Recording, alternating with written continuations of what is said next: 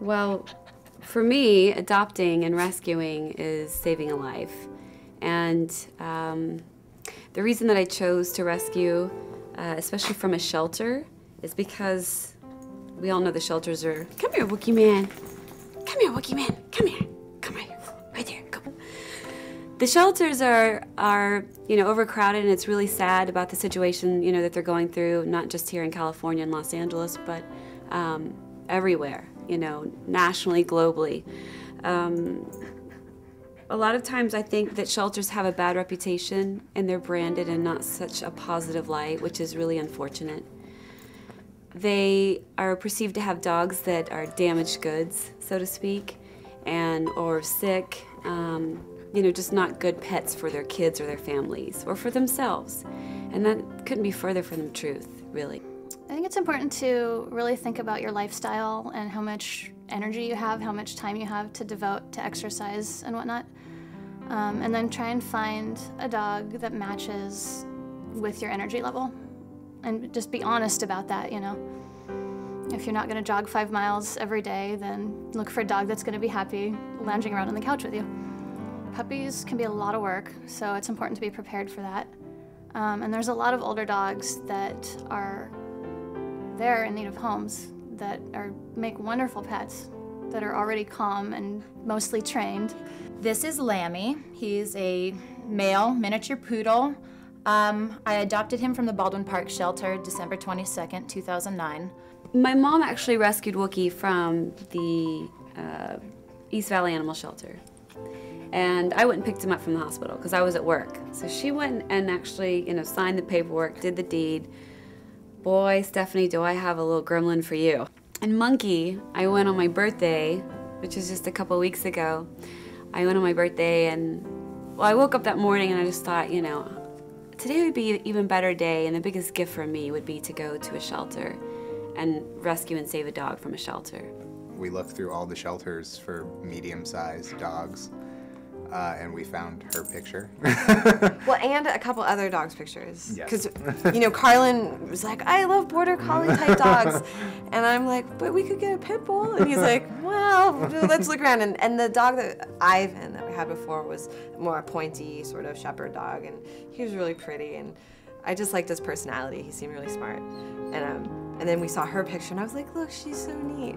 Like, can we at least look at her? He was like, okay, sure. What we found is that the cats could really handle themselves. So as long as we kept her on leash and showed her where she was allowed to go and sort of introduced her room to room, and let the cat sort of approach her, it was okay. Because she was like, oh my God, new friends, hi! And they were like, oh, whap, like right on her nose, which is what they're supposed to do. And she was like, it was pretty instant. And the reason it's kind of special to me is because I'm in treatment for stage 4 metastatic breast cancer. So I was given a year to live when I was diagnosed at the age of 30. And I just treasure and value life so much. This is my third one, Millie. I took her with me to UCLA Hospital every day through my treatment. And this is her healing with me and being my therapy and being my saving grace, because we saved each other. Well, I actually didn't decide to adopt so much as the dog adopted me. I wasn't looking for a dog at the time, and I was volunteering, and I saw her, and it just, for some reason, I had to take her home, and I was trying to find her a home, and everyone who met her just said to me, boy, that dog sure loves you. This is how I do my part. I adopt, I rescue from shelters. And I also educate people, in my workplace, my friends, people I meet out socially. If I go to events, if I'm at the dog park with them, anytime I'm ever out with them, which is quite a bit because I take them a lot of places. Everybody always asks me about them, because they have a little bit of crazy hair, especially because I've had Wookie longer. And the first thing that comes out of my mouth is, yeah, these are my rescue dogs. These are my rescue babies. They're like my kids. People can make a difference. These animals can be given a second chance. It's really important to go and check out the shelters, see what they have to offer. It's the best feeling. The animals, I think they know that they've been given a second chance because the bond that they have with their owners is incredible. For me, I walked into a shelter wanting and knowing that I was going to save a dog's life and rescue them from not so good living conditions. And I had a positive experience and a positive outcome from that. And I think a lot of people do. You have tons of options in adoption. Any kind of breed, whether you want a purebred, shelters are packed with purebreds. If you want a cute little mutt, you got it, there's millions. I would absolutely adopt again from shelters. I recommend adopting to friends, family, everybody. It was a good experience. I mean, we also had the benefit of having had a dog before that and knowing sort of what to look for. Through our trainer and through what we saw from him, we kind of knew what signals to look for, you know, what things aren't, I guess, necessarily desirable in a dog for like a normal home setting.